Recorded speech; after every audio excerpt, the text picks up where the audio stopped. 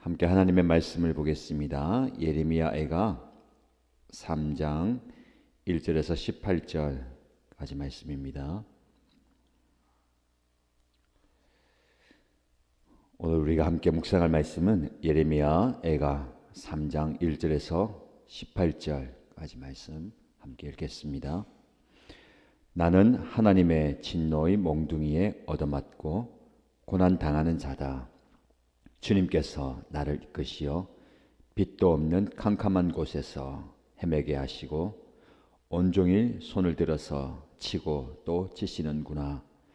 주님께서 내 살갗을 약하게 하시며 내 뼈를 꺾으시며 가난과 고생으로 나를 애우시며 죽은 지 오래된 사람처럼 흑암 속에서 살게 하신다.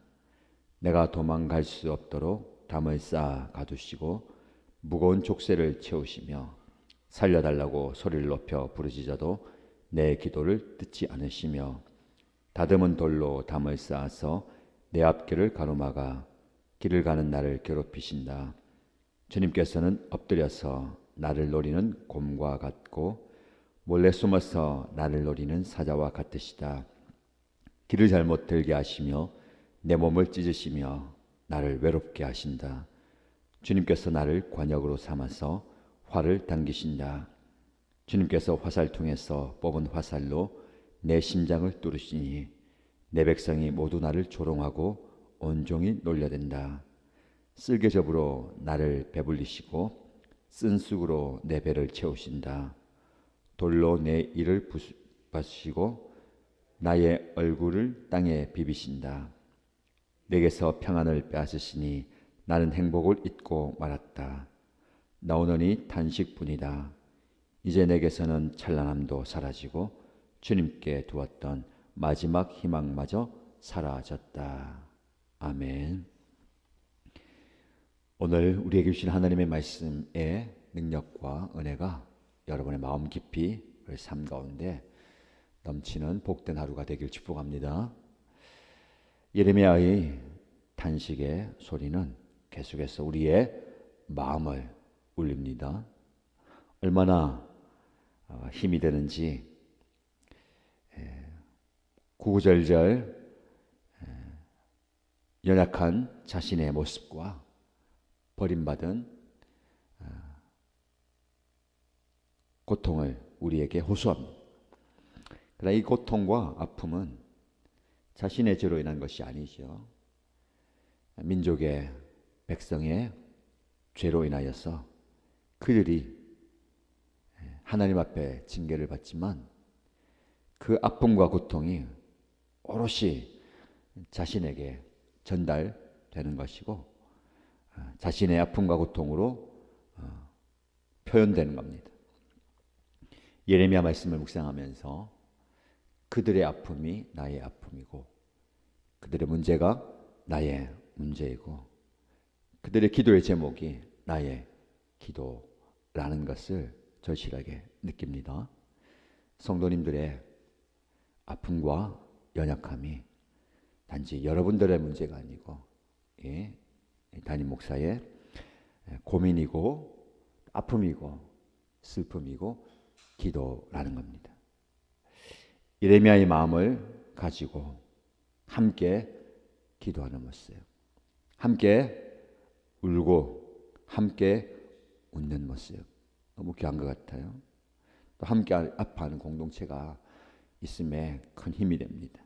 오늘날 많은 사람들이 혼자 외로워하고 혼자 고독해하고 혼자 아파하는 모습이 너무나 마음이 아픕니다.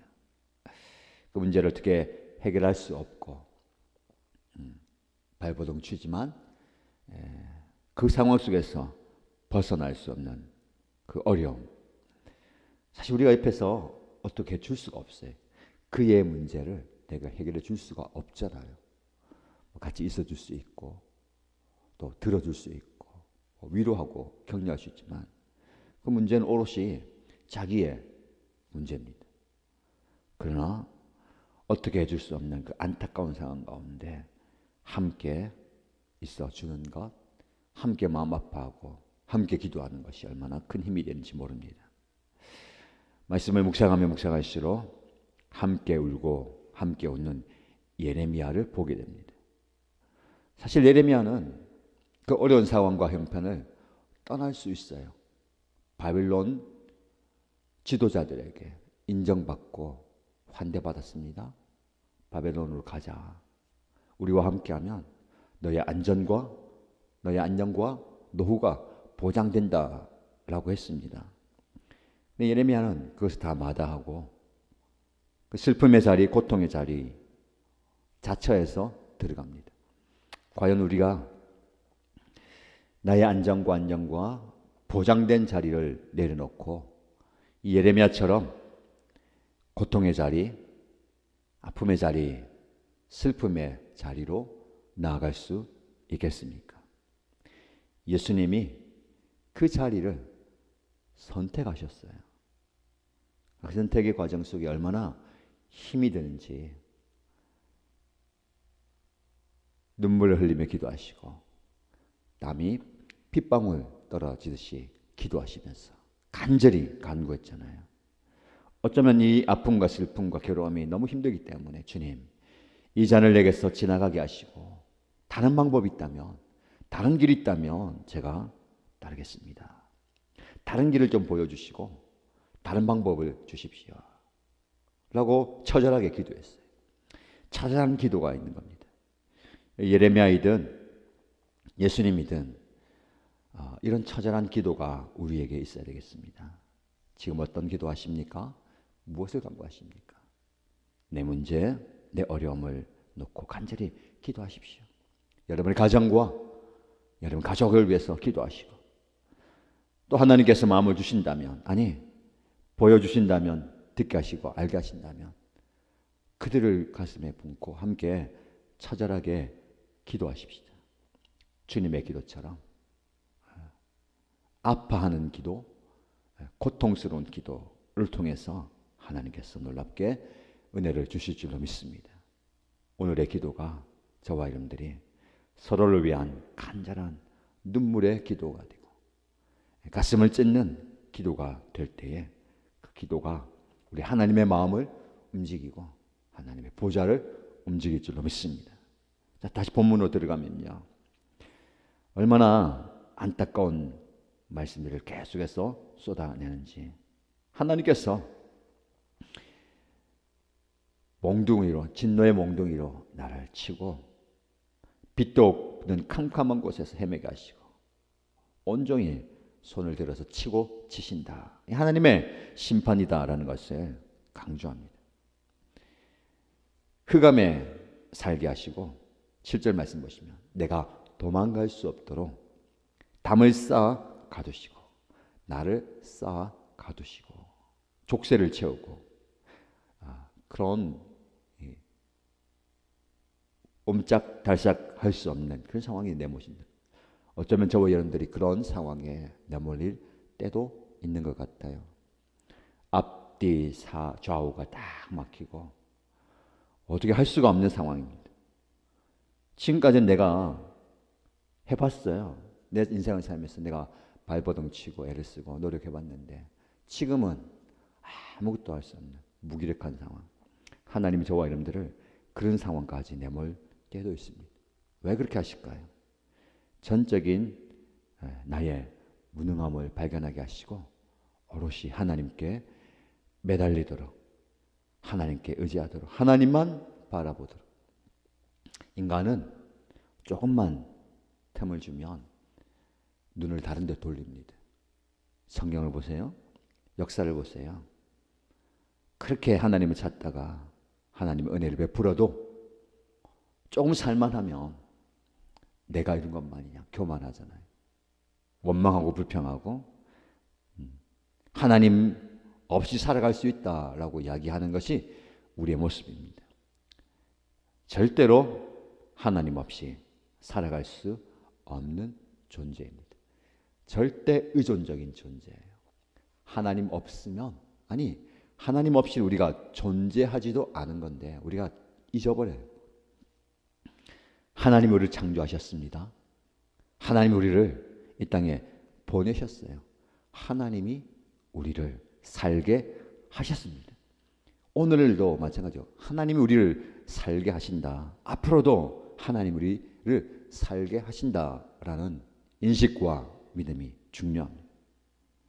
여러분, 오늘 예레미야처럼 높은 담에 갇혀 있는 분들, 하나님이 나를 쌓아 가두신 것처럼 느끼는 분들, 위를 보십시오. 하늘은 열려 있습니다. 하나님을 만나시고 하나님의 음성을 들으시고 하나님의 손길을 경험하시기를 축복합니다. 근데 안타까운 것은요, 8절 말씀입니다. 그리고 하나님께 살려달라고 소리를 높여 부르짖어도 내 기도를 듣지 않으신다 라고 말씀하고 있어요. 예레미야가 기도하지 않는 게 아닙니다. 그 상황 가운데 예레미야는 기도합니다. 소리를 높여 부르짖어요. 그런데 그 기도가 응답이 없습니다. 우리는 기도하라고 얘기하잖아요.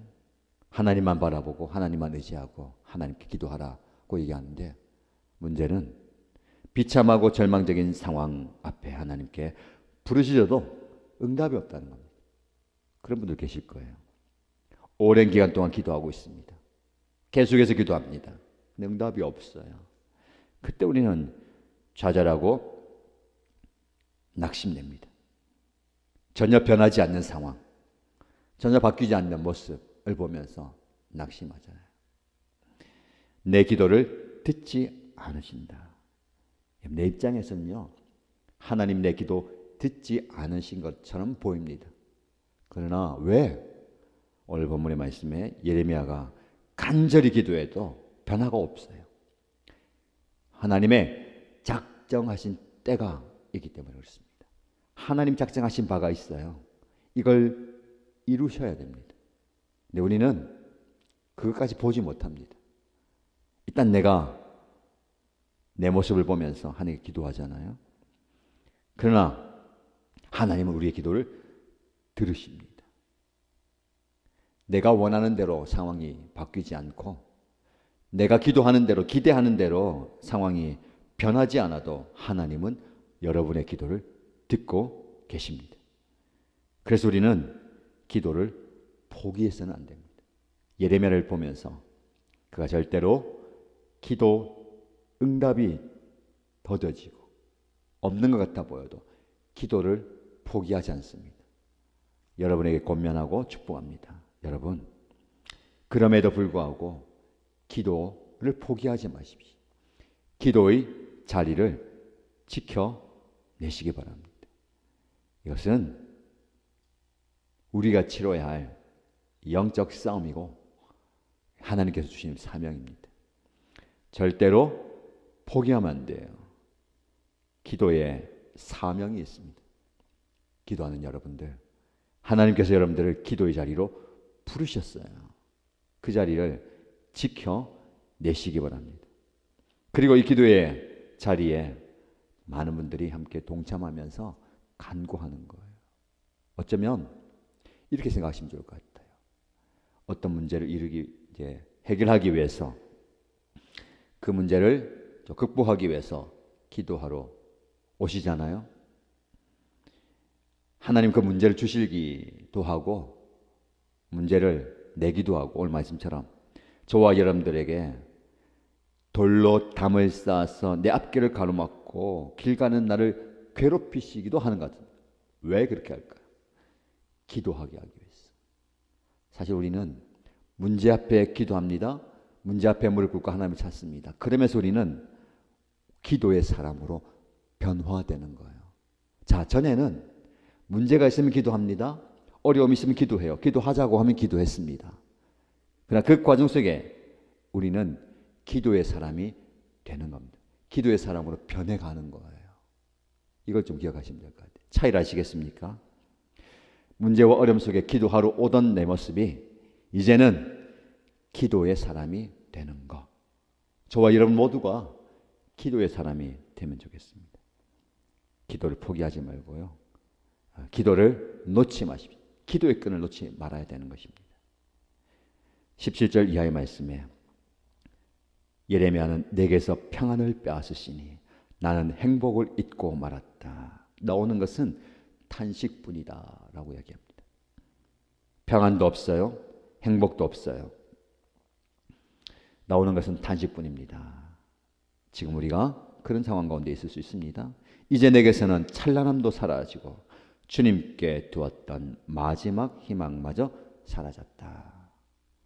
이 정도 되면 살 수 있겠습니까? 살아 무엇하리. 그거 같아요. 극한의 상황까지 나를 몰아가십니다. 근데 여러분, 감사한 것은 마지막 희망마저 사라졌다라는 고백이 내일 말씀을 묵상할 겁니다.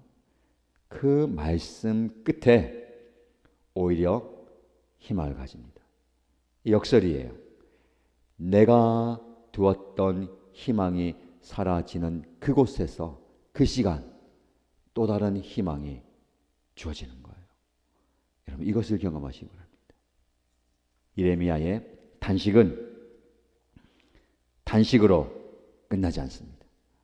여러분들도 단식하십시오. 주님께 힘들어요, 어려워요, 아니 말씀처럼 죽겠습니다 라고 단식하시되 그 단식이 깊은 곳에서 내 안에 있는 것을 다 쏟아내면 새로운 것을 발견하게 될 겁니다. 무엇을 발견할까요? 주님을 발견하게 되는 겁니다. 말씀드린 것처럼 막혀있는 사방에서 시선을 하늘로 두면 하나님을 보게 될 겁니다.